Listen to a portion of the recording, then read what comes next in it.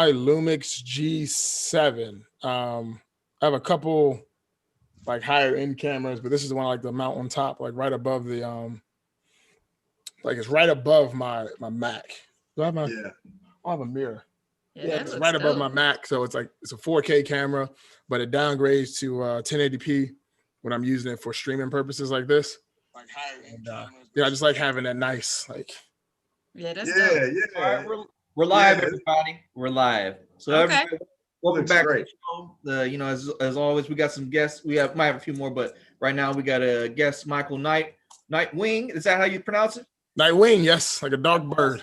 I love it. From Nature Gold, the good brother came on today. He has amazing products. He does a lot of skincare, face care. You know, and you might have seen his commercials online. His viral marketing is incredible. So I'll give legendary. If you want to say a little blurb of yourself real quick. My name is Mike. I make body care and body care accessories. I want everybody to be less ashy, and I want everybody to feel as good as possible, so they leave me the hell alone and stop asking me questions. Amen. That's it. If you look good, you're gonna leave me alone because you know I look great. So you just kind of mind your business. That's it. It's really just all selfishness, really. That's all it is. I'm just really selfish, and I want everybody to like. I want to get really wealthy, but I want my friends to get really wealthy as well, so they aren't asking me for my money. They got their own. So come on with it. That's my strategy here. It's a winning strategy. Yeah, I just ain't shit, but I'm okay with it. That's it, really. We are who we are in this world, man. Yeah, you know, I am, but I own it, you know. So, I just ain't shit and I like it. So and I like it. You say a phrase, let's beer in. I know you don't drink alcohol. What you got today, man? Oh, me. So I got some good old fashioned Henny water. Okay.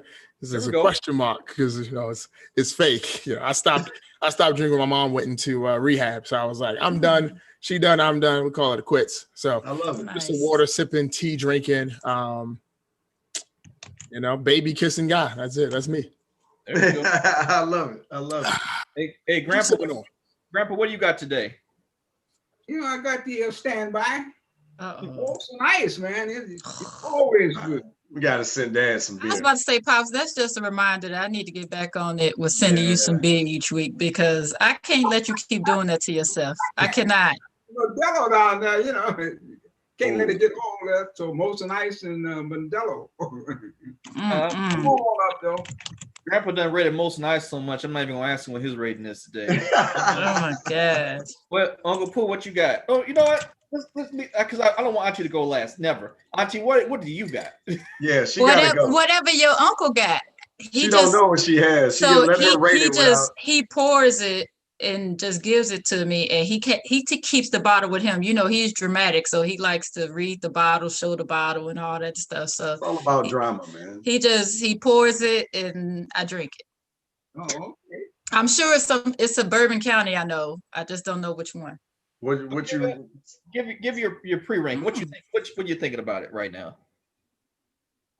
Oh, I smell some chocolate. The way Auntie said that. I'm thinking this is gonna be at least, and this for you, Pops. I'm thinking it's gonna be at least a 7.75, if not an 8. Pretty high there, you know, because you know where to go, you know. You ain't got no 10s out there. I will say though, if you ever tried any of the small breweries, like out in Montana, Big Sky Country, they got some solid craft beers a bit. Oh yeah. In 2011, there's one called Moose Drool. My gosh. Moose Drool. Yeah, my gosh, good stuff. I've heard of that one before. I have to look that up. I know Uncle Pooh Bear already Googled it. Yeah, no, I had it. That's what I thought we had that one before. Yeah. Because I was a Guinness drinking man, so Guinness was always my thing. I played rugby, so Guinness was always something I played. Rugby, was something I drank. You know, man of mystery. He got rugby.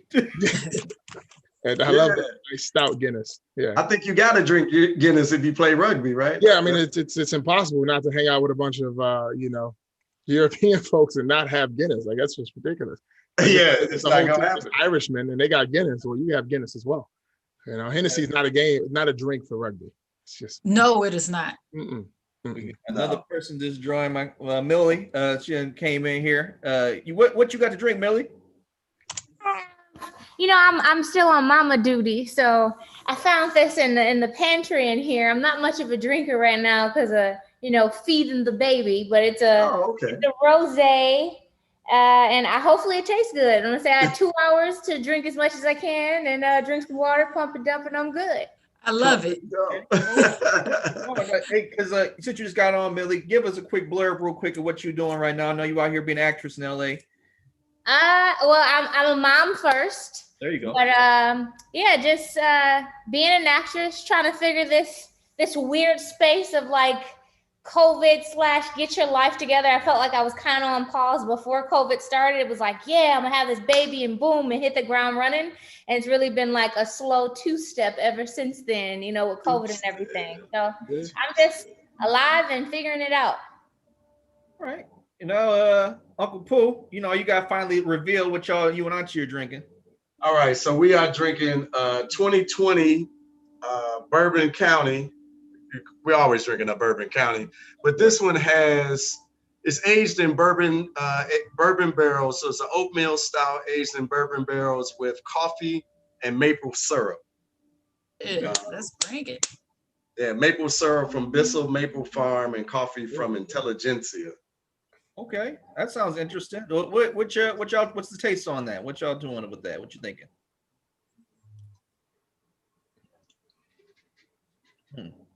That's a real deep thought moment right there. That's it. Yeah, because I don't drink coffee, so I'm always like hesitant. But the maple's coming out. Yeah, I don't even taste the coffee.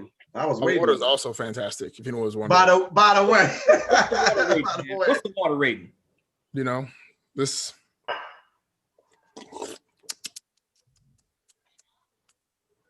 Like a 9.8, if I can be real with you, 9.8. Nice. 9.8. I love it. It would make it 10, but it needs some more minerals. The best water I've had though was in Iceland. I was in Iceland, and then just water was coming from the glacier, and that was the best water I've had in my life. This is like a good 9.8. You know what I'm saying? 9.8. So yeah. Should we keep it real here? I got this thing I saw at the liquor store last night called Believe. It had the American Gods logo on it, so I had to get it. It's a mead. I like my meads. I refuse to get a glass, nephew. No. Like seriously, you may as well put a paper bag on there once you tell us what it is. Go on, put your paper bag on there. We did do a paper bag series. Me and Grandpa, we had our 40 series. We're drinking 40. I was about to say we need to do 40s. I'm out. I'm in. I'll do it. I haven't had a 40 in a long time, but I will still take one down. It's been a long time for a reason. I'll take one down for the show. I'll take one down for the show. Maybe we'll do that one of the lighter episodes when we don't have a bunch of guests. We'll do the 40s, and we'll be in unison. But I missed that one. Or either a tall can. I'll do a tall can. 40. That's a brown paper bag. 40 is the big 40-ounce bottle, Pops. I said the brown paper bag bottle, with the old English. Yep. Yeah, you got to get a big 40-ounce bottle, put it in the paper bag. I think, Pops, for you probably would like a Coke 45. Probably a Red Bull. That's a good one. Yeah. My dad used to love those. You know what I said? Yeah, that's old school. This is our last guest, Deshaun Tate. He has his what's the name? Could you give a little quick rundown, sir? Really quick. You're the last guest for the day. You have a sports broadcasting show, right? Yeah, that is correct. I'm sorry for having everybody held up or whatnot. Technical difficulties. It is a multi-level basketball podcast. So everything you can think of basketball related, that's it. If it's high school, if it's college, pro, international, I half jokingly tell people all the time, if they're rolling around in wheelchairs playing basketball, man, we talking about that too. So a little bit of everything that you can kind of think of. That's how we doing it. That's cool, man. What you got to drink? If I might ask, if you don't got something, just let us know. Oh, well, you know what? If you can give me 2 seconds, because I didn't know we was going to roll like that. But since I know I'm late, but since you said it, if you don't mind, I'll go make me a quick little run to the fridge right here. No party. Go make it happen. We got enough to talk about while you're doing that. He looked happy. He looked excited. Yeah. He's like, oh, hold up now. He's like, this is my type of show. Oh, I ain't know I was hold it up. And Millie, I love that glass. That's a pretty glass. you. All right, while he's doing that, let's get into some questions. So I was I like I said, I saw Netragold online. Like I saw his marketing. I was like, man, this is fantastic. I saw the commercial where you're talking about making sure your girl's throne is good or whatever with the beard. Now just like, oh, that's you. Yes, yeah. I remember you now. Like this is a must because I got to make sure I have a good marriage. So I bought the beard. This stuff was amazing. This stuff is. I shouldn't say was. This stuff is amazing. Thank you. So can kind of go into the background of this, man. Like how long ago did you guys start this company? And like you already said, you wanted to make sure your life was better so people would leave you alone. So we kind of know why you did it, but like what came about this? I started the business in 2015. I had an old girlfriend. Every time I went to use her shower, she had like body scrubs and stuff. And I was like, this feels really good. So I got addicted to them, like just buying them up from Bath and Body Works and stuff. And long story short, my skin started breaking out. And that's not something that happens to me. So I started looking at the ingredients, realizing a lot of stuff was fake. I was like, all right, well, let me just see what I can make. Because I still need the scrubs. I'm addicted, but I need it, but I don't need the trash that's in it. So I tried it out, played around with it. And then people wanted to try it. So it's just here I am now. I mean, it's really just been around for 5 years and just stayed steady and just never gave up. When did you really start? So it's been around 5 years, but when did you really get into the viral marketing side of it? Like it's just like this, the way you market is pretty creative, man. When I started talking shit. So in the very beginning, I did trying to be more, I guess, what's the word I'm looking for? Professional. Yeah, more professional, more what you're supposed to do from a company. And the shit was dry. It was just boring. It was just, it made money though. So I can't say it didn't work. Like it made money, but it just wasn't as fun and as freeing as it was when I started talking shit. And I started talking shit probably like 2-3 years ago. That's when I just was like, what, fuck it. Do what I want. Who's going to tell me no? And I did what the fuck I wanted. And boom, here I am. So about 3 years ago. Yeah, about 3 years ago, I just said, fuck it. Just unleashed the fucking Kraken, and here I am. Kraken. Just unleash the fucking Kraken. We gotta send Dad. We gotta send Dad some of his commercials so he know what we're talking about. Like, yeah. So for people who don't know, man, can you give a quick rundown of like what are some products? What are your main products that you want that let people know about? Well, you can say all of them, but I mean, No. Like if I met somebody like first time, the first thing I want to make sure they get is some like black soap, right? Because a lot of people don't understand the importance of like washing your ass properly with like a soap that doesn't have a bunch of chemicals in it. Like you should wash your ass with like raw materials because like our bodies are not made like how do I put it? We're using a lot of fake stuff on our natural skin and wondering why we're having these issues when we're not using natural things. Like you don't need, a perfume in your soap to wash it. Just wash your ass with some raw soap and you'll be good. Like you'll be okay. You'll be fine. So that's the first thing. And then after that, right, I want you to use some Ash Fighter 3000. It's a butter designed to get rid of the ashiness on your skin. Because if you're ashy and your friends and your family let you out the house ashy, they hate you. They fucking hate you. So you need to take care of yourself, okay? You need to have Ash Fighter in your car, in your bag, in your purse, wherever you are. You need to have some of that because you're walking around ashy. It literally shows the world, I don't give a shit about myself, so you shouldn't give a shit about me. That's when I see somebody ashy, it's just letting me know they don't care about themselves, okay? And then the next one is definitely some toothpaste and some mouthwash because if you have ass breath, that's not good, okay? Your ass breath should only last the amount of time you're around the ass. After that, if you still have it, like it carries over, that's just neglect as well. So if you got bad breath, ashy skin, and you smell like shit, we have a problem because you don't like you. So don't come to me expecting me to like you. And then the rest is just, what do you want to do? You want better hair? You want like nicer looking skin? But like these are some staples, all right? Clean mouth, clean body, and then non-ashiness. That's it. And just drink some water. Like, don't be dirty. Just Amen. It's funny. So I'll tell you, when we went live, Joshua, I was sharing it. And so I shared the link with all my friends and like my circles of my group text. And I told him, Michael, that you were on. My sister's like, oh, dope. His son is so doggone cute. So everybody knows who you are already. So that's dope. Yes, he is a cutie pie too. Yeah. That's my guy. That's Ball Smith. I think that was the first one I saw with him in the warehouse. Yeah, I was cracking me up. Yeah. He's a powerful CEO, an amazing man to work for, and I love it. Fantastic. I'm loving this energy. Let me ask Mildred real quick. So Mildred, give us your update, man. You've been climbing. I saw you got a couple movies out there. You know how doing the live. Remember, this is another Inkster, right? So me and Millie grew up together. So I mean, I'm just happy to see things flourishing. So come on, Millie. You were talking about being a mom now and trying to navigate that with the game that you're in. Yeah, I think I guess I don't like the word entertainment, but I'm in a place of finding things that just like, bring me joy, right? So that is like just living in your reality of who you are as a person and accepting that. And those are the things that you can like sell as a brand of just like not really like giving a fuck. And as hard as or as easy as that is to say, it's really hard to do. So being like, I'm auditioning for like Walmart mom commercial. And a year ago, it was like, I was doing like, I don't know, the most random polar opposite of those things. So it's just like realizing that I'm like in this like new space. So I have done like a lot of commercial work. I've done Ford Motor Company, Pepsi. I've done Domino's. I've done random thing. If you ever want to make some extra Skrilla, hand modeling. If you have nice hands, use some of my. You have hand butter yet, Michael? When you get that, let me know because you got to keep your paws moisturized. Look, take a little bit of the skin scrub, right? You rub the skin scrub in, get rid of those dead skin cells, make them look nice and pretty. Then put a little butter on top of that. You can be good. Trust me.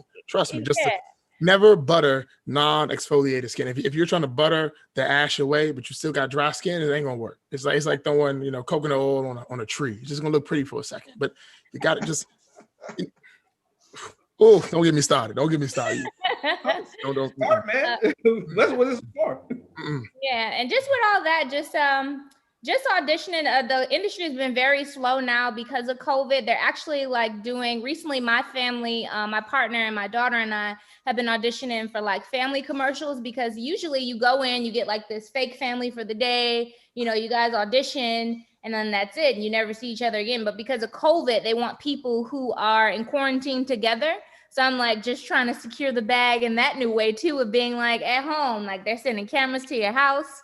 You're doing all these things from literally your house. So we've been just trying to like market off that and like kind of like live in this new creative space. And also, having the ability to create content from home, right? Because people are working from home, but also too, our attention spans are like this big right now. So just finding different ways to make art, being patient with myself and, just allowing the creative juices to flow. Right.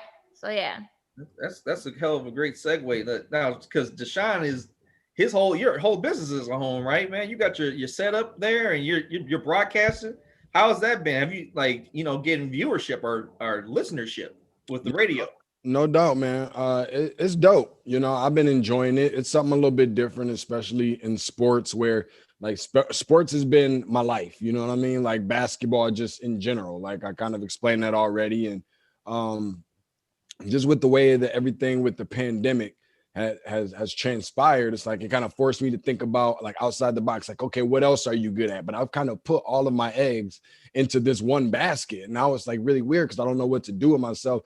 God forbid it get into like survival mode because I don't really know how to like work on nothing or do nothing for real or kill nothing for real. You know what I'm saying? Light skin. So I'm like, just doing it like, just doing it like that. Do the light skin. No, well, I'm speaking for me. Okay. I'm speaking for myself. Because I kill it and cook it. Okay, I ain't mad. Well, I need to be over at your house then. As long as you saute it up properly. But no, got you. But no, but it's just been crazy, without the sports. I put my whole everything into that. And so it just forced me to grow a little bit more and differently, better myself mentally, physically, emotionally, spiritually, probably more important than anything. And now with it coming back around, but there's just so much up in the air with it, it's really changed. But just working from home, not being able to go and cover games.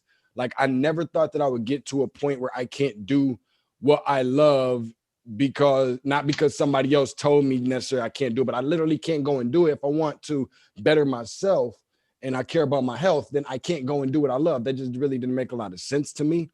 But hopefully we can kind of get back into that space again where I can do that and be happy, because it's probably really sad, but that's really where I get the bulk of my joy, is being able to go and interview different players and learn about their personalities off the court or off the field and so forth. And I think that's pretty much it. You all have talked about like COVID, or at least in some capacity, like having to do your own branding and getting the word out there. Like through all this, like how have you been able to, how have you felt you've been able to like reach your target audiences, and like what pivots have you had to make during this situation that you felt has either improved yourself or your business, or what challenges have you faced and overcame during all this? Whoever wants to go first. Oh, I'll go. I haven't had to change shit. I haven't done nothing different. Do the same shit I always do. Talk the same amount of shit. It's probably a little bit more shit actually, and that's it. It's just my shit don't change. It's yeah. Hey man, you just cracked me up. I just want to laugh. It's just the same thing. Honestly, ain't shit done changed for me. I ain't done nothing different. I just talk shit, record myself talking shit, enjoy talking shit, edit me talking shit. That's it. I just literally just talk shit. If you ever look at it, I just talk shit. That's all I ever do. I tell people they're dirty all day, and the shit don't change for me. Drip is eternal. The drip is eternal. I found my formula. It's just me being ain't shit and having cute kids to kind of counterbalance. I'm a Sour Patch Kid. I'm always sour. The kids are sweet. It works out beautifully. It works out. It works. It's just I ain't changed shit. I ain't changing shit. I ain't gotta do shit different. Yeah, fuck that. Just same shit. Same shit, different day. That's it. Same shit. So that's my answer right there. Millie, what's your answer for?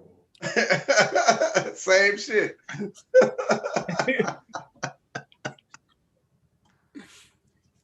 I think it's just. Oh, sorry.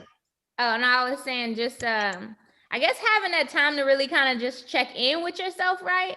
So it's like we're often, I don't know, for me previously, and then also before, I didn't have a child before COVID as well too. So I was so used to being robotic and doing this thing, and this is how life is. And I have a very Virgo brain mind of plan, organize, do this. And you have a kid there and it's like, you're having blow-ups and there's shit and there's coughs and diapers and leaky nipples and all these things you did not know that you're going to deal with at one time. You're like, man, I don't give a damn about these emails I have to send right now. I have to check in with myself, and you can be physically somewhere and not like be present. So I feel like I've had the time to kind of grow and develop my mental health of being like, yo, let me check in and see what like brings me joy first and foremost before anything. And I think all the rest of that kind of will then go into emotion, right? So it's like we've had the beginning of quarantine, like, oh, is this for real? What's happening here? Oh, damn, all these people are dying. I live in California, so everything is like, except for like Target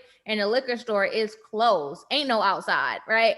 So it's like just taking those moments to kind of check in with myself. And after I did that, I then was allowed to be able to go back into doing that. But I was like, I'm not all right. I'm not okay right now. I'm like, is the zombie apocalypse happening outside? Like, what's going on? I don't know. So I guess the best way to arm or prepare myself was to get myself together and then being able to go back into the plan of work and to furthermore go on with that.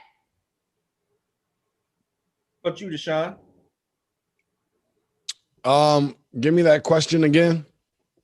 So like how, because everyone's mentioned about like reaching out and like how COVID has affected them, except for Michael, who's, his drip is eternal. Like how have you reached, through all this, how have you reached your audience? Like, how do you feel like the situation has changed how you've done business? Yeah, I don't know, dude. I'm being honest with you. Like, I know that's probably not really like the popular answer, but I've just gone with everything. Like, I used to kind of overthink, and I kind of be like, well, what are people gonna think if I do this, or coming at folks this way and that way? Like, I've just been like, you know what? Let's just like roll. Like, one thing that I kind of realized, and first of all, I was working for another company right before COVID happened, and not with that particular sports radio station in Atlanta anymore. But I just realized how much money I was making them all the time. And even though I was always being told and kind of in a roundabout way thought to myself about how I really need to be looking out more for myself and my brand and what I want to do and so forth, that it wasn't realistic to me in regards to like how I was going to get there. And I just didn't have the time to do that because I was focused so much more on them. But they let me go and we parted ways, obviously. And it really just, I just like, you know what? I'm just going. Like now I'm just going. Like I'm coming for everybody head. Whoever's on those railroad tracks, I'm the train. Like I'm coming through and I'm chopping heads. I'm keeping my foot on the accelerator and probably listen to way too much Tupac in the process. You know what I'm saying? But that's what I needed, you know, for me. And that just kind of took me back to how I was when I was extra motivated to go and get that job 7 years ago at that radio station. I did a lot of Tupac. I did a lot of things. Just, I was really inside of my own head. I was just really motivated and inspired. And I guess even more so, like I've just really been happy with the progress. Like one thing I realized is, I guess, reaching out to different people about, hey, can you get on my show? And, you know, hey, do you mind coming on my podcast and talking a little bit? COVID taught me that if somebody really don't fool with you, you about to learn it, because ain't nobody when COVID was happening got nothing going on. Like nobody's too busy. Like you could be Michael Jordan, Magic Johnson. It didn't matter. Like nobody was like, oh, well, I'll be having to go to these meetings and being at these places and blah, blah, blah. If they didn't have time for you in that moment, they just wasn't rocking with you. And I learned a lot about who was and who wasn't. And I've had some really great guests on, people that I've been looking forward to working with and interviewing for since I was probably like 10 years old, really, and bringing them on my podcast, on my platform. I didn't have to go through another avenue or a third party. Like I said, do you want to come on the Tates Take podcast where we talk basketball and so forth? And that was just amazing. That was just amazing for me. So has it gotten me all the subscribers and followers and so forth that I need? But no, but like I'm good with the way that I've been able to do it. I'm really happy with it. I think it's gonna grow, but in God's timing. Well, what I heard a lot of people's responses is, you know, in my opinion, from what I'm gathering, is a lot of y'all and just a lot of people that I'm talking to in general, the mindset of, like how you said a second ago to Sean, of being gung-ho to get a job is not there. Is not so much there anymore. People are gung-ho to do for self and self-improvement. And like Mildred was talking about, figuring out what makes me happy, what brings me joy. And it's something that is, you know, I'm happy to see it. Like for example, I reached out to Michael. I was like, I love your product. If you got some time, come on the show. He was like, bet. And I was just like, hey man, else to do. I ain't got. I'm in the house hanging with the kids, doing. I always got time. I have a whole fucking channel where I play with Beyblades. I know what Beyblades are. Yeah, Beyblades are. Hold up. Yeah, you lost me. I'm like, nah. Spin tops, right? These little spin used to tops. play with those. I used to play with these when I was like 12 years old. I didn't actually think that's what he was talking about. Yeah. So I just kind of I'm 30 years old. B-Y-B-L-A-D-E. I know. he heard Beyblade. He thought it was girls with swords. Nah. I don't know what I thought. Yeah. I used to play these when I was 11 years old, and then I started playing with them again when I saw them in Target. All right, so I started like a YouTube channel, and you trying to make all the money then? You did. All of it. I get it now. I just took my the YouTube channel I started like 2 years ago, and What's the channel? it's called Beyblade or Burst. All right, I'm looking that up. Beyblade or Burst, and literally I started like 2 years ago, right? And then at the end of November, I said, you know what? I'm about to make this channel. I'm about to make me some money because I love playing with toys. I love playing with my baby. I do it all the time, just with the kids. Like I'm about to make some money. So from November 30th until like today, I gained, I think, 1,300 subscribers, right? So I pushed over that 1,000 mark on YouTube, which is usually pretty fucking difficult. It took me like almost 3 years to do it on my Net or Gold channel. But it's all about doing what the fuck I want to do. This is what I want to do with my time. So it's my time. I do what the fuck I want with my time. And there's a lot of things like what you're talking about is like standard jobs and stuff out the window now, especially with COVID. It's just, what the fuck? When people realize that they can do the same job they were doing in an office at home, fucked everything up. Ruined everything, okay? And then when you got people realize that they can just do OnlyFans and make rent, it ruined everything. It ruined everything because now you can no longer tell somebody you have to go do this and go to school and get a good job. Why? I mean, you got medium ugly people making rent off OnlyFans. So that's all I'm saying. That's all I'm saying. I can at least make $10 a month, easy. Somebody reached out to me and was like, "Yo, can you do?" I did like, you know, I was scrubbing my feet for one of the videos that I was on for Net or Gold, And somebody was like, I cracked the joke, was like, yo, if anybody wants to OnlyFans of this, let me know. Somebody texted me, was like, yo, what's up with that? I was like, nah, I'm not really planning on doing that. But they was offering to buy me a bunch of stuff. I was like, damn, I feel pretty. Damn. Hey Mike, I don't need no new ideas, my brother. Man, do what you gotta do. Get your money, man. Because the money is there. The money There's is a market for feet out there. Yeah, that's the whole thing. We have a friend who does that. She literally posts pictures of the bottom of her feet and spreading her toes and all that stuff. Yeah, that's what the dude said. He was like, man, look, when you showed your soles, I was in there. It was like, y'all the shy head up. The shy down there like, what? Like, hold up, man. Wait a minute, and it was a dude? Yeah, it was a dude, Yeah. I was like, okay, all right. I never responded back. So I was like, hey, baby. And she was like, so my wife was against this. Her fault. I could be making millions of dollars off this, but whatever. She's a hater. It's cool. It's her fault. Yeah. Hey, Pops, I'm wondering what you think about all this conversation about jobs being dead. People wanting to work for themselves. Pops come from a different generation, so like this has got to be like foreign language. Oh, I'm enjoying it, man. This is what I've been waiting for all my life, to see my people. You see, my people become independent and go into do their own thing. I like that. And this is the time. I've been saying it all along. This is the time. From now on, man, we're gonna fly like birds. I notice on this program here, we got people doing a little bit of everything and offering a little bit of everything and a lot of ideals and things. This is it. We free. Well, we gonna be free. So we working on it. Working on it. I love it though. Yeah. Always entrepreneurs. I'm sorry. About time though. I waited, man, all these years. It's about time.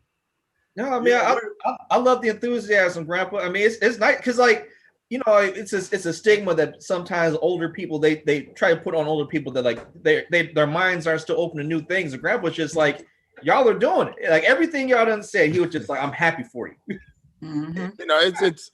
I'm not going. I mean, I've run into a lot of older folks that are just like, you sure you don't want to keep a job? Retirement's coming up. I'm like, I'm not doing something for 25 years when I wasn't, that's a long time for me to do something I ain't really vibing with. Mm-hmm. And, lots of people, like older folks, not even younger, some younger folks say the same thing, but a lot of folks like my mom's age and above always like, you sure? You sure? I'm like, if the shit don't work, it don't work. I'm gonna find something else to do. But I'd rather live my entire life doing something I enjoy than doing something I don't enjoy for 25 years and then hoping I get around to the final. Nah, fuck that. That's dead. That's so dead. It's just not where it's at. And the internet and everything here has shown people that you don't have to go to work to make money. You don't have to go to work. Like people were sending nudes for free, getting nothing out the deal. Mm-hmm. And now you can do a nude and make a couple $100,000 a month. Mm-hmm. Well, just change the whole game for everybody else just trying to get a free nude. You've lost it. There's no longer like, send me some Snapchats. No, you got cash? Cash out. Like it's out the window. So there's no limitation on what people can do. Like we ask kids now what they want to do for a living. They say they want to be YouTubers. Why? Because you see that these people on YouTube are making bank, having fun. Like I said with the Beyblades, right? These are toys. I like buying toys, right? I have adult money, so I can buy all the fucking toys I want. Right? I just spent like $300 on them, the Japanese ones, just because I fucking felt like it. Who told me no? Nobody. I did what the fuck I wanted. And I paid my toys. And then the YouTube channel is going to make me money for playing with the shit I would have played for free. So it's like my old man always told me, find something you do for free and get paid for it. And it's ridiculous. Like I can do whatever. I can talk shit to people on the internet, tell them that they're dirty, tell them they stink, and they give me money. Mm-hmm. Well, then why am I trying to be nice to people? Fuck. I want to take the point that you just made, man, and expand upon it. Because think about it. Traditional commercial promotion has always been selling a dream. And now with the technical age we're in, everyone can sell whatever dream they want. They can live that dream. Whatever you want. They can record and show that dream, and it's not limited. Like once TV became a thing where it was no longer sequestered to just being on the box in your living room, and you could have it on your phone, or you can have it on your computer, or you can have it on anything really, it changed the game. Like you were saying, like technology has freed more people from the servitude of having to sit in the office than anything else. And it's like you got everybody's a brand. Mildred's a brand. Deshaun's a brand. Michael's a brand. Auntie Crystal's a brand. Uncle Pooh Bear is a brand. Grandpa and Alice are brands. Like, and you know, everything has a dollar value, like you said. Like, I never in a million, like when I was 10 years old, I would never think anyone would pay money to see somebody's feet. Never. Right. But that's the world where you weren't around. They've always been doing it. It just wasn't on the computer. But the thing with Pops though, with Pops being different from other generations, Pops has always been a trailblazer with that. Pops has always been, when you talk about technology and all that, he's always been into that. He's never been, let's fit into this box. It was always, okay, well, what do you like? Man, let's think about what it's gonna be. Pops is futuristic anyway. You tell Pops, you know, it's Pops, what plane are we walking on? Because it's aliens on Earth with us right now. You know, so Pops has always been a forward thinker. You got him excited. Look. I'm just saying, it's the truth. We just all work walking on different planes.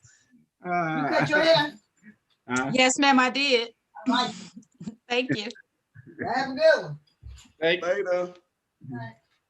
I think that's awesome, man. Just that some of the stuff that you guys are sharing, and just like you talking about Pops being a trailblazer like that, because I haven't always been of the mindset of being like a forward thinker or outside the box, and even still kind of struggled with that a little bit. I mean, me growing up with my parents, like literally, I think it was like 4 years ago, leading up to like 4 years ago. And my dad was just always like, when you gonna find a real job? And I'm just kind of like, I am working a real job. You know what I'm saying? But like me thinking about like, he did 30 years at Chrysler at the plant. Like I'm originally from Michigan, living in Atlanta. So like his thing is like, if you're not clocking in and clocking out 9 to 5 every day and you got your 40, it's not a job. You know what I mean? And that was the dream. That was the dream in Michigan. Exactly. All you wanted to do was get a job at the plant. Exactly. Yeah. And look, and my grandpa did it. My uncle, all my uncles, all my brothers, like they all doing the same thing. So me coming with this idea is like, when you gonna get a real job? And like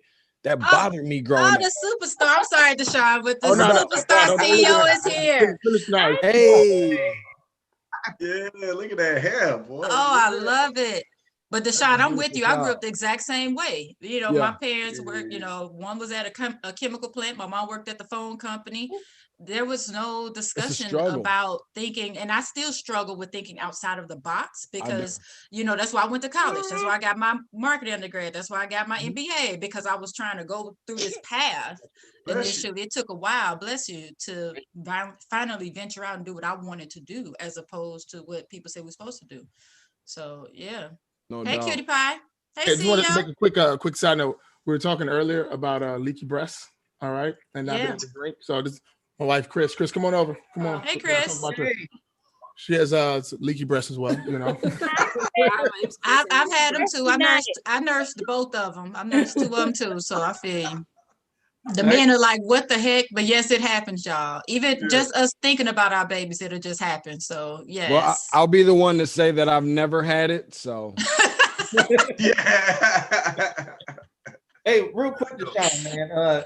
When you were talking, plug your station real quick so people can know. No doubt. So it's called Tates Take. It's a podcast. You find it anywhere you find your favorite podcast. That's iTunes, Google Podcasts, Red Circle, Spotify, Stitcher. We stream live on Facebook. We stream live on YouTube as well, called Tates Take. So like my last name, Tate. You just add apostrophe S to that, and then Take, Tates Take. And like I tell people, man, it's it's the best, the most informational, the most educational, and entertaining basketball content on the planet in the form of a podcast. So everybody loves a little bit of hooper. Everybody has an opinions. Instead of taking it to your local sports bar or taking it to your local barbershop or whatever, what have you, you got a platform right here that you can come kick it. And I mean, really, really kick it. Say what you want, how you really feel about it. And we got some really great guests that I've worked really hard over the course of the last 10 years, developing and establishing relationships with, to get them on these types of platforms. And so you can always check out some good content, and people keeping it nothing but 1,000. I just subscribed to your page. Please, hey, look, thank you so much. Pops writing it down too. You gonna have you another. Thank you raise guys your so demographic much. age, man. Hey, that means everything to me. Thank you so much. Hey, Pops, would you get on his radio show and talk some basketball? Pops like sports. I'm trying to get Tates Take. That's the. Yep, Tates I'll Take. set you up, Grandpa. I'll make sure you got it. Oh, okay. Yeah, because Yeah. Can't have you writing live on camera. This is fire. You can't be out here looking like a peasant. Looking like a peasant. We got people to do that for you. No, but Pops has always been like cutting edge. And so I guess that's why I've never I ain't never hesitated on any of this, right? Uncle Pooh Bear, stop talking. You got to plug your stuff too. People don't know what you're talking about. All right. So, all right, my name's Freddy Taylor. I'm the CEO and founder of Urban Intellectuals. We make it fun and easy to learn Black history. So most people are familiar with our Black history flashcards. I need that. Yeah. I need all of that. Okay, my bad. Oh, I just okay. interrupted. I'm gonna tell you why I interrupted real quick, and I'm gonna let you finish. Like, I'm the dude that doesn't know nearly enough about his history. I'm the dude that don't know, like, some of it has been kept secretive within my family of a lot of stuff. There's a reason why we got a lot of young brothers like me that go to the doctors and so forth like that, and they ask them questions about their family history and health and stuff, and they don't know. I don't. You know what I'm saying? And so that's why I definitely want to use some of those services that you got, brother, because they mean a lot, bro. I need to learn a lot more. I can tell you everything about basketball, but the stuff I need to be able to know to teach my kids when I have them, I don't know it. Okay, so I'm jumping in after Fred. Go on, Fred. Nah, yeah, that was good though. I know what you wrote down. Yes, when you said that, too. yes. That was No, perfect, actually, I got something to add to it, but it just made me think of something else. So, okay, go ahead. Just write it down for you. But I am, but I'm gonna add something to the story for you. Yeah, so I've been an entrepreneur forever, right? So like this was nothing new. And COVID has been dope because more people are shopping. It seemed like now than ever. Like they say ain't nobody got no money. I can't tell. They surely is spending. So that's always a blessing. But I remember okay, so me and Chris met in college, right? And I was one of the kids, and this is the 90s. I went to college in 94. I was born in 76, right? He was spoiled. Yeah, you come into our dorm room. I got a laptop in 94. You know, I got my own laptop. I'm working. Exactly, Michael. That's how I was like, what is that? What is that? Yeah. Right. People like, what? They like, you stole the handle and everything. Like, what you doing? Bourgeoisie right there. That's bourgeoisie right there. Thank you. Well, hey, that's my man right here. That's Pops, right? Mom and Dad, they always supported that. But I remember ever since I was born, and I can remember, there's been a computer in the house. I think you bought the TRS-80 in 78, 79, Dad, something like that. You had a Commodore 64 too, I bought. You know, you didn't have. Yeah, but the TRS-80 was first though. What was that? 1980? Yeah, what was that? Model 3 TRS-80. Like he remembered, but 79, 80, he bought his first personal computer, and he always allowed us to engage it, right? So I've been on the computer forever. Like, the internet wasn't around, but you know, Sean, my brother, is always like a computer geek. But he figured out the modems, but like all of this has been like it's just been a normal part of life with us. And like I said, when we got to college, like I had my own laptop, people couldn't believe it. But it was I was like, we going to college. Why wouldn't you have your own laptop? Like, it didn't even make sense to me that despite growing up in Inkster, right? Like, I was they had me so delusional on life. I love it. It was absolutely wonderful, actually. You're driving cars with wheels? That's so basic. Right, exactly. What is that? Exactly. What? He was like, what? Like, I was like, dude, I remember. But so he's from Inkster, I'm from East St. Louis, so step down a couple steps, and that's where I'm from. Inkster ain't no crown jewel in the state of Michigan. East St. Louis definitely is not the crown jewel of anything. But I remember going to college, and my roommate had a word processor, and I thought that was crazy. I was like, what is that? You know, like you could type everything and hit a button and it all prints. Like, I just was amazed. And then to meet Fred and see him with his laptop and walking around with that handle on that big old handle on the laptop, I was just like, oh, you are spoiled. Like, y'all bougie. Like, that was just totally different. But it was like after you know, for us to get to know each other and to have the conversation and get to know Pops and all that stuff, to see the reason why. And so our son, if y'all ain't figured, so for Millie and Michael and Deshaun, the family tree here, I'm married to Freddie, the youngest one, but you know, I take the old one too. I'll take the oldest senior. I take the senior. Pops is fly. But but because Fred grew up that way, when we had our first son, he started sitting on the computer at 9 months. We would literally sit him in the chair with pillows all around him and just let him bang on the computer. But what's funny is that as we got newer computers, we would let him keep the older ones. And we, you know, this is before you had a mouse for your computer and all of that. So we had the computer literally on the floor. So he could, right. So he could crawl up to it and play with it. And he figured out all the control keys before we did. He taught us at 2 years old. We were like, wait a minute, what you just do? And he knew exactly what he was doing. He knew the windows and all of that stuff. So it's just switch between applications. Yeah. Like, yeah. I didn't even know you could do that on a computer. Had no idea. And he knew exactly what he was doing. But I tell y'all, for y'all with the little babies, just a warning. When you raise these smart babies, and Joshua, this for you too, be careful. Because you proud until one day you get a phone call asking for your child because they applied to refinance their home loan and they're 4 years old. Okay. Or when they have a TV Guide subscription coming to the house in their name. Was it a good deal on the refinance? That was the question. Was it a good deal? We lived in an apartment. We didn't even have a house. So he was above you. He was already balling at another level. He was trying to bring you up to his level. Hey, oh, see, that's all it is. See, Michael, he was never ashy. See, you got to understand. He came was born ready, right? He was born ready. Y'all was here at level C. He was already at level 37, 8. Look here. He was ready. Yeah, nah, he was ready. He was trying to bring. He was like, we need to get out this apartment and get a house. It was embarrassing. We gonna get the best loan we can. We gonna get the best rates. He was like, let me negotiate because I understand and y'all don't. Yes. Auntie, you got to plug fitnesses out of game. You know, I don't know that's why I'm coming. I'm coming, nephew. I'm over here getting fatter. I'm over here getting fatter. Nephew, you ain't see me do my double dutch when your uncle started. I said I was coming right after this. I was waiting on Deshaun to come back because I was going to speak directly to Deshaun first too. So I'm gonna tie it all in. Okay. Thank you. So, hey, y'all, I'm Crystal Taylor. I'm the owner of Fitness is Not a Game. I am a health and fitness coach who helps women move off of the scale for good. But what you just said, Deshaun, so this past Sunday, are y'all on Clubhouse?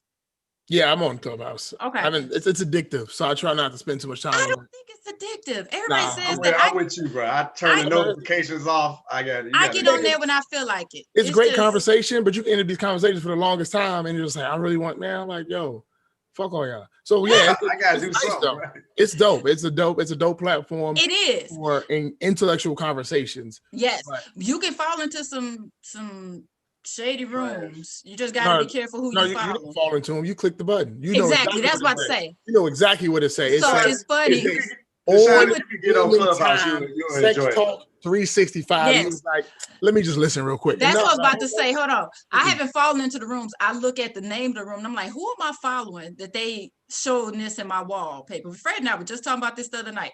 We think we figured out who the people are who got us with these shady wallpapers, but or what do they call them? Hallways, whatever. But Deshaun, y'all lying, but okay. No, trust. I told you I barely listened to it, but I did. I hosted a room Sunday, so I also have what I consider to be the Black health and fitness revolution, because my goal is to help 1 million families change their family medical history. Nice, right? Because we're not predisposed for any of these preventable diseases. They're called preventable for a reason. It's about what we're eating, what we're doing. You know, diabetes does not run in your family. The bad habits that run in your family, right? Food does, yeah. Right. And it's the exposure to it and the not passing on the balance and all of that stuff. So as we were talking about that Sunday, Deshaun, that's what I wrote. When you said, I was like, what? Because this lady in my in the room Sunday, she's Jamaican, and she said, you know, Jamaicans, we're just naturally secretive. Like, we don't tell our stuff. She said, I don't even know my family's medical history. They don't talk about it. She's like, you know, she was telling stories about, I think her grandmother or somebody had a stroke or a heart attack or something like that. And it's like they have to piece stuff together because they don't share, they don't talk about it to be able to say, okay, these are some of the things that we've had. Because, you know, when we go to the doctor, and this, you know, people, but, you know, 1 million families, that sounds lofty, but I don't think it is, because I have 3 new people I'm talking to today. Y'all share with 3 more people. And it's just it's exponential, right? That's a low number. 1 million is right. a low number. Thank you. I think it's low too. That's my first number I'm going for. But my thing is that to change the family medical history, your number needs to be higher. Look, my old man always told me, you shoot for the motherfucking stars. If you land on the moon, be happy. I know that's right. Okay. Don't stop trying to get to the stars. If you shoot to the fucking stars, if you land on the moon, I love it. Keep it up. Like, but I'm never satisfied. But please continue. But yeah, I'm just saying, it's just when you go to the doctor, they ask you about 3 generations, your level, your parents, and your grands. So for us to change our family medical history, we just got to stop the BS that we're doing right here. And then that way, by the time our children go to the doctor, they aren't listing as much. And by the time our grands go to the doctor, they definitely aren't listing as much. Can we stop it completely? No, because some things just happen. That's just how genetics are, right? But we can minimize it.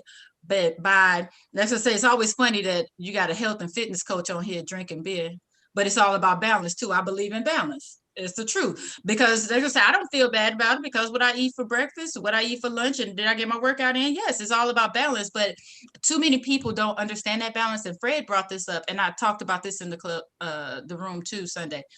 I didn't realize it, but my parents, I never saw my parents exercising. They never talked about healthy eating. You know, there was never discussion about what we're supposed to do. And Fred was telling the story about a couple months ago about how he would always see Pops coming in sweaty. Pops would come in from his runs. Pops would come in from his walk. So that was something that was passed on to them. And I tell people now, Pops is 91 years old. My mom didn't make it to her 58th birthday. You know, and this is like the healthy living is just so different. And Fred hate when I say it, but I always tell him, like, you know, I'm gonna die before you, right? Sounds bogus, but it's just in my family, making it to 60 is a big, making it to 60 is a big deal in my side of the family, but it's normal over there. So, and that's the side I'm trying to balance it out so that it's just normal for my children, period, as opposed to one side and the other. But come on, 91, we defer to 91. Here we go. Come on. Get up in the morning. They said they got a silent killer with the blood pressure, right? Mm-hmm. High blood and drop dead. I take my blood pressure. They say they have a fever, it's leading to something, maybe some kind of problem you got, you know. So I take my temperature. I feel a little wheeze or something, maybe. I go and get my little cardio mobile, take my heart, you know. But I'm constantly trying to be up on it. And I always have a little saying within myself, you know, that the body is a community. And I take this, sounds kind of stupid, but we have our little sessions throughout the day. I ask my people, what's your problem? You know, well, they hurting and you ain't did nothing for them. And you go through the whole body like that, you know, your arm, you know, and you say, in other words, what I'm trying to say, it's a team. Your body is a team. And you don't neglect no part of it. You know, just like I went and got something, my feet was hurting, went and got me some Epsom salt and something to soak my feet. But all I'm saying is, though, it's a unit. And when one part of the unit ain't working right, ain't nothing working right. Yeah. You better come on. I like I remember the first time I went to their house, the very first time, Fred is showing me around the house, and where Pops is now, we call that Pops' room. It's like his office space. But I remember we opened the closet. It looked like his own health store, Vitamin Shop, GNC, whatever. Every supplement that you could think of was there. And yeah, Pops don't play that. Pops will pull out a whole stack of papers from the last time he went to the doctor, and he's keeping track of everything. The 9 yards. Yeah, you got to know that. So just about where I was at that particular time, you know, health-wise, you know. Yeah. It's funny because like, I'll be in the house and, you know, I do like push-ups or some squats or something like that. And Boss Mick, he's my oldest, he's 1.5. Yeah, about 1.5. And I'll do my push-ups, right? And then here he comes, just getting underneath of me, doing his push-ups. Right? They're not as good. The form's a little off. The form's a little shaky. So I can let it go. Shaky. You know. Then like if I'm doing squats, he's just squatting. Yes. Just out squatting me though, because you know he's so low to the ground. It's not like it's not the same. It's not the same. You know, and then you know, he just does everything I do. So I'm trying to like I'm never not gonna be ain't shit, but I'm trying to be like a good version of ain't shit so he can see that you gotta go out and do stuff. You know, you gotta be out and about. You have to exercise, right? Like I'm always like, if he has like a balloon, I'll punch the balloon, you know, and jab the balloon too. So I'm like, all right, perfect. You know, in a second, we about to squat up on your mother and take these cookies back. It's important to have that example. Just like you said, I never saw my parents like working out. You know, like I never saw him working out. I did make my dad go play tennis with me for a couple of times. And then he was like, oh, my knee, I'm out of this. I'm done with this shit. But other than that, like I never saw him working out growing up. So that's very important. Wow. Yeah, and even with that, it's the conversation with it. You know, too often, you know, parents will, you know, make comments like, "Oh, I need to work out because I'm getting fat." When we say that in front of our kids, they pick up on that, and our kids look at us like we're goddesses and gods. Yeah. So if they think that, you know, Mama Millie and Daddy Michael are working out just because they love their body and it's good for them, then they're like, oh, this is what we do. But if you all are like, oh, I look disgusting, then they're like, man, I think that they're great. And if they're horrible, then I must be horrible too. So it frames how they look at their bodies and how they respond and how they build their relationship with food and diet and exercise overall, as opposed to there being a conversation like, you know, come help me chop these vegetables, man. We got to make sure when you buying vegetables, make sure that they're colorful so that we can get all the nutrients, you know, and just as making a teaching a moment as opposed to a moment of shame. And I think that's where that's part of the problem. There's a shame with food and balance. You know, like y'all been saying, I don't know if y'all see it, but I got my beer and I got my water. And my kids know it's about balance, you know, it's just, you know, enjoy yourself. Just always think about what your final goals are, and it's to be healthy and happy. Were you going to say something, Mildred? I saw you trying to get in. Oh, I'm sorry. Oh, no. I was just saying it's really inspiring just to see so many people be proactive about, you know, like, yeah, we do go to the doctor, but we do ask questions, right? We do drink beer, but we also drink water. So finding that equal balance in your life overall, but like you literally are what you eat, right? So we're eating these things, we're nourishing our body, we're reading these things, just having this idea of wellness overall of, you know, what am I inputting into my body and how can I keep a balance? But like you were saying about having, you know, it's not what we say, it's how we're saying. So keeping that mindfulness behind it, it then turns into proactive behavior because you run into that overall. I know me personally, my father's been a diabetic since he was 19. My grandmother, she died from diabetes before she was 52. My mom had type 1 diabetes. She had gestational diabetes when she was pregnant with me.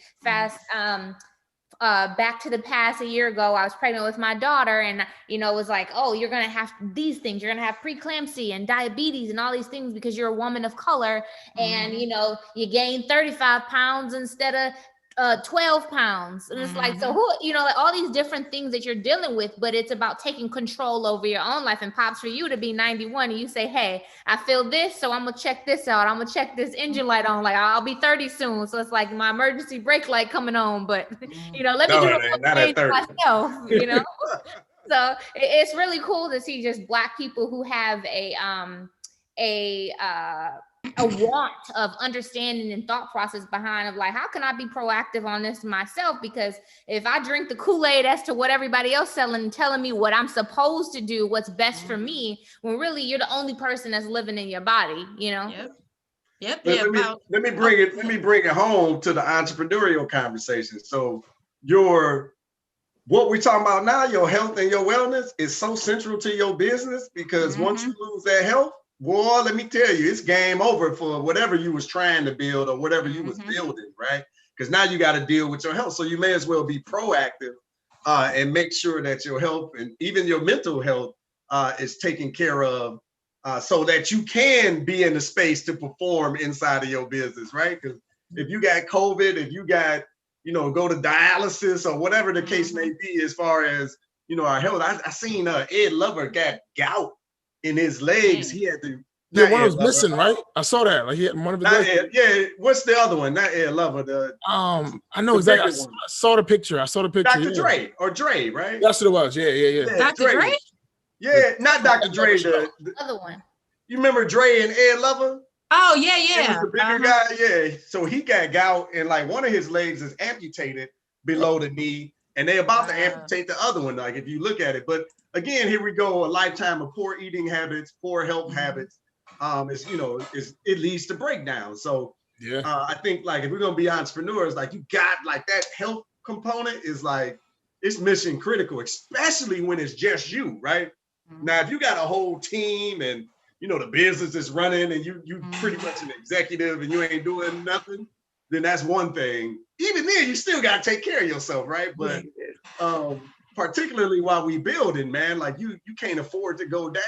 Like, so and Fred, I gotta say, you mentioned mental health. Mental health is at the top because if your mind is not right, your body would not fall into place. Period. Tony Heish. So it's funny. Tony Shay. Tony Shay. The Zappos dude he just basically self-destructed this year, and this dude's like, a billionaire. He sold Zappos for $1.2 billion and was working on that. He had sold Link Exchange in the 90s for $350 million. Yeah. Business after business, success after success. And like, he just died in that fire. Did y'all seen that? The guy behind Zappos? No. He sustained injuries in a fire, right? A couple weeks ago. He died on Thanksgiving. He was 46 years old and he died, right? But like now the stories are coming out for like his career. He had like deep mental health issues. And like he was like doing every like drug under the sun. He in his 40s hanging out with 20-year-olds, because all the people his age got families and things to do. I mean, we can't really fault that one. It sounds like a fun time. That sounds just like a good time, to be honest. But he was basically, he was paying them to be his friends. He was paying them to be around him. Dude had real issues. He had money. He had all the things of success. Particularly as entrepreneurs, I know I got his books. Like we love Tony. I love Tony, man. And aspire to be like him. Behind the scenes, he was like a whole mess. Like I want to tie some stuff back into our I know we got people. Deshaun, you on mute, man. But want to say everybody real quick before we get into Grandpa's favorite segment, Cuba. Oh, there we go. Now that you said it, so y'all, the rule is when the word Cuba is said, you have to take a drink. You gotta take a drink every time. So it's been said, pick up your cup, Millie, pick up your glass. Come on, you gotta drink when Cuba is said. Before we get into hold on. Before we get into Grandpa's segment, I want everybody to plug their business or what they're doing because we want to make sure we get eyes. Mildred, you go first. What movies are you in so people can watch them? What stuff are you doing? Have you done any Cuban movies? Especially Cuban, if you are looking for an actress in California or wherever, and she needs to get flowed out, she can't flued out for this. That would have been the past tense, flowed out. Hotel Holiday Inn. You guys can find me on. I use Instagram. I'm most interactive on there at Mildred Victoria, my name. And right now I have a movie on Amazon Prime called Forever Yours. That's the one that's in circulation right now. And I also have a book that's coming out. It's called Inadequate, about Black millennial motherhood. So if you guys follow me on Instagram, you'll find that soon about not only my journey, but my struggle to find informative books about becoming a Black mother without it being like a cookie cutter approach. So it's a great read. It's really funny. It's a voice of like, inner Black woke auntie that's like, girl, you can do this, but let me tell you the truth and the sauce about this crazy journey. So it's for everybody. If you're educated, uneducated, fat, skinny, Black, white, whatever, this is for us, by us to read and to feel empowered and know that you can and will be a great mother. Mildred, let's talk. You should maybe come and speak to our audience. So we do something called Raising Proud Black Children. So we got a pretty nice group. No one's gonna log off after the live. We're gonna exchange stuff after. Okay, yeah. And Mike, I would love for you to come and talk to another group I got Can I talk shit? Absolutely, I insist upon it. Actually, I don't. Let's get back on it. Okay, all right, my bad. Brother Deshaun, plug your stuff, brother. You're gonna get some new followers, man. We're gonna. As a matter of fact, if you listen to ESPN after Deshaun, you're a sucker. Like right now, you a sucker. Be sucker free. Be sucker free. Be sucker free. Follow Deshaun Take. What? Plug your stuff, brother. Again, like I said, you could just go and check out Tates Take, the podcast. That being anywhere you find your favorite podcast, and also the video portion of it is on YouTube. If you just put in Tates Take, Tate, my last name with apostrophe S on the end, and then Take, almost like first take, Take, then you can find it there as well. And just a lot of really good information, like you said, like the ESPN stuff. There's a lot of people that's in a lot of those positions. I never slam dunked a basketball in the NBA or scored touchdown, but guess what? I still got something to say, and it's way too many people. Sometimes I feel like on some of these high-powered major networks that's just out there just telling lies and just trying to spread whatever and just talk bad upon, thank you, urban intellectuals, just spreading, information about these players and so forth. And a lot of them need their stories told the right way. In the way that they want them told. And so I kind of go about it and trying to do that for them in those ways too. So again, that's just Tates Take, anywhere you find your favorite podcast. And then of course I'm on Instagram and Twitter as well. And that is Tates Take Hoops. So it's TATES TAKEHOOPS. And I guess kind of like my little selling point is, or I just call it where basketball lives. It's anything and everything basketball. And we talk some other stuff, but primarily it is basketball based. All right. Before I get to the good brother, Michael, people who keep saying, I'll say good brother, good sister for Mildred. Mildred is my actual sister. We grew up together. She's not my blood sister, but this is my cousin. Me and Mildred been through the fires, man. If you don't understand, Mildred, we didn't been so in the dirt from not having money before. She can make shrimp scampi from a crayon, Crayola, and an old remote battery. Like we didn't been through hard times, so you understand. We didn't been living. So that's family. I'm just joking with people, and of course to get back on topic, the good brother Michael Mike Wing. Always never ask you, always classy. Give your yes. I need that in the next commercial, brother. Never ask you, always classy. That's gold right there. That's never talking trashy. Talking trashy. Oh, man, y'all funny. Y'all funny. My name is Mike. Another goal. I talk shit to people. Tell them they're dirty, but it's for a good purpose. I want everybody to feel as best as they possibly can. So my thing is, when you look good, you feel good. When you feel good, you can achieve great and amazing things. I feel like a lot of people don't like the way they look. Like when they look in the mirror, they're not really happy with what they see.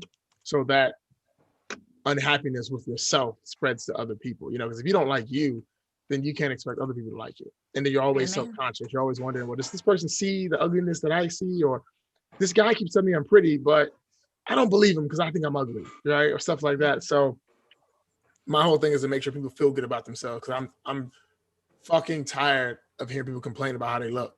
Like, I don't want to hear that shit. Go to somebody else that cares. And no one should care about how bad you feel about yourself, because you need to change that shit yourself. That's an internal thing. Nobody else can help you with that. It's an internal thing. So if you look in the mirror and you don't like what you see, change it. That's it. It's that simple. Just change what you don't like and just do better. Like, enjoy yourself. And that's my whole thing. So I'm just here to talk shit to people. I give people money. So right now we're doing like a $10,000 scholarship to higher education. So it kind of like balances out, like sour and sweet. I'm talking shit, but I'm also helping the community. So people can leave me the fuck alone. That's it. That's my plug. Just don't. Where they find you, man? You said where? Where they gonna find you? Fuck. Okay. I guess you can find me on Instagram if you want to talk. If you want to DM me, I guess we can have a conversation.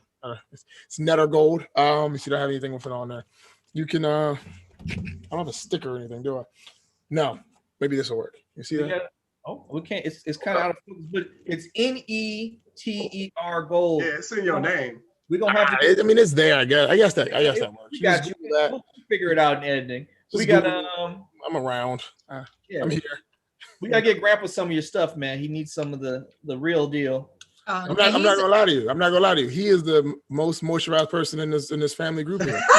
What? You ain't never lied. That doggone skin is no joke. You know what I'm saying? If I could be honest here, he's number one in moisture right there. You know, y'all kind of stuck in third place. Take no offense. You know, Auntie, you wanna plug your stuff real quick for Uncle Pooh, and then we can get into Grandpa's segment at the end. Then we can close out. But nobody get off the show when we get off the live, because we want to trade our business information. Yes, sir. So, like I said, Crystal Taylor, owner of Fitness is Not a Game. You can find me everywhere on the socials. Fitness is Not a Game here on YouTube. I'm the most active in my Facebook group, Fitness is Not a Game.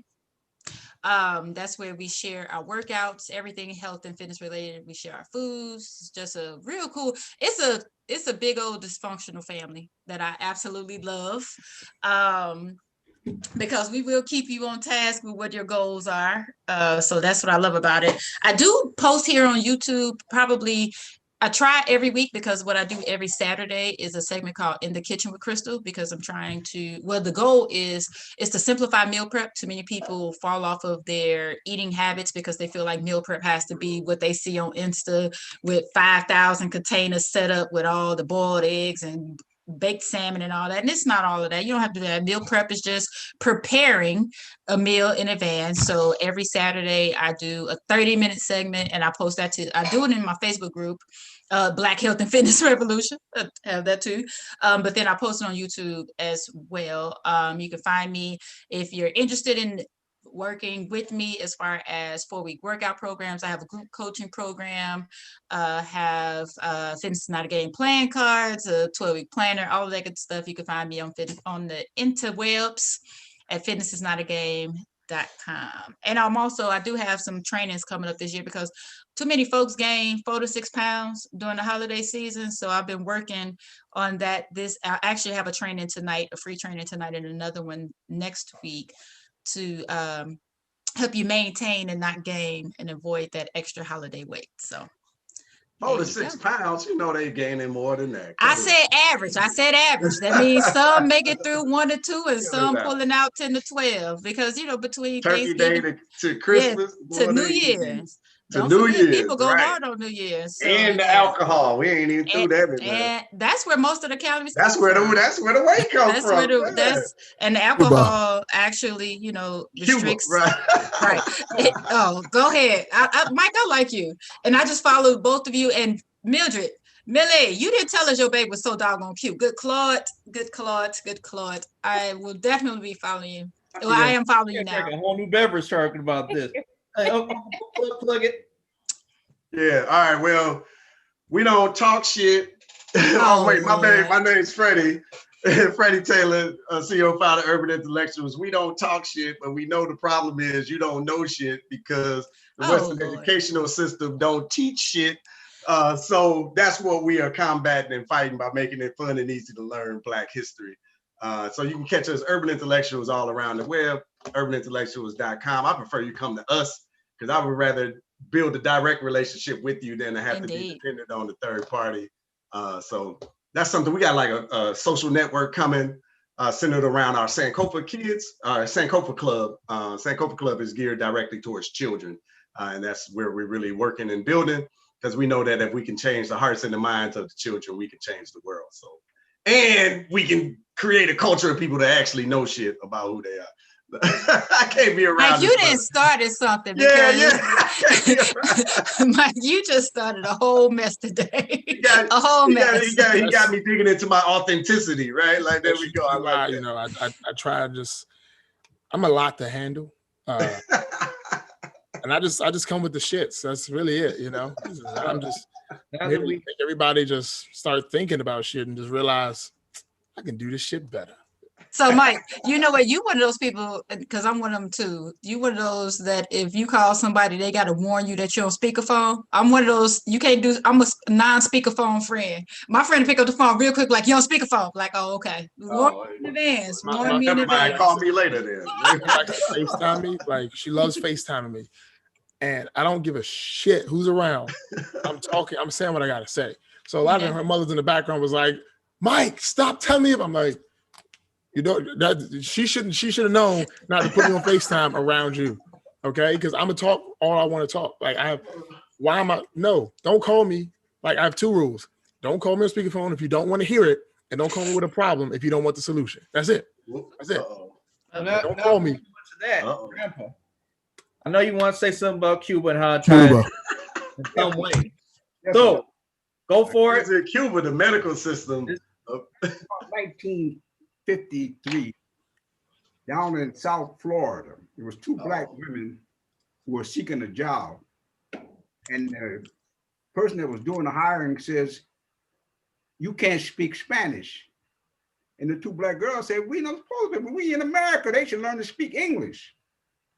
But what I'm getting at is this: the Philippines, blacks helped take the Philippines from Spain, Puerto Rico, Cuba, from Spain. 60-some% of the people over there in Cuba are black. And we were at the bottom of the totem pole, but they made the Philippines a territory. They made Cuba, not Cuba, but Puerto Rico territory, but they never made Cuba territory because the way they treated the people in Cuba the same way in Miami, Florida. You could not spend a night on Miami Beach. You had to be off of there by daylight. So this comparison, I'm always talking about Cuba, they still got their neck on Cuba. Cuba done everything they could without the help of the United States, and they still got their foot on their neck. All these years, 77 years, they ain't never been no threat to them, no nothing. The only thing I can see is the black population is what they're trying to keep down. And if you follow that, you'll see that's all it is, all about. 70 years. Remember when we was over in Africa? Everybody's praised, Mandela praised Castro. Over in the prison thing, they got Castro, Mandela, Mao Zedong, all these people. But they ain't got nobody up there for the United States because they keep putting their foot on the necks of the people who can't defend themselves. And that's a fact. That's my speech about Cuba. Dang, nabbit.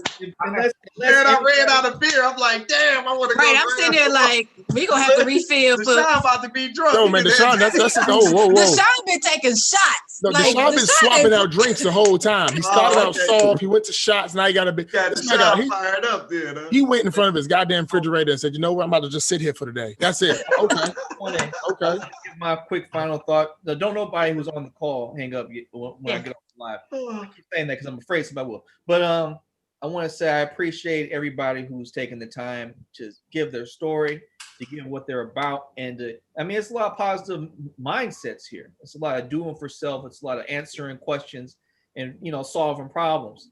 And even though we talk, like a lot of people in the community talk about doing, like, wanting to do things, I see a lot of people who have done things and who continue to do things. And I hope and I pray that all the success comes to everyone, because every little brick in that keeps getting built, like each one of us is a building of ourselves in our community. And each time one of us is planted firmly and stably, we're building a better foundation in life for the people who come after us. So I appreciate all your time. That's this week's show, everybody. Again, follow the show, like, subscribe, cash mob all these businesses. If you're not wearing Netro Gold, you're not my friend. You're ashy, and you're not ashy, and you stink. You're not listening to yes. And you dirty. Yes. Dirty. If you're not listening to Sean's Sports Podcast, you don't know anything about sports. Don't talk to me. If Culture's not in your movie, I'm not watching it. I'm not even watching it. Trash. I don't even know. If you ain't about this Cuban life, get away from me. If you're not getting exercised out by auntie and listening to her stuff, you're just fat. If you're not looking at flashcards or trying to improve your children's lives, you're just dumb. Just dumb. But we'll be back next week. We love everybody.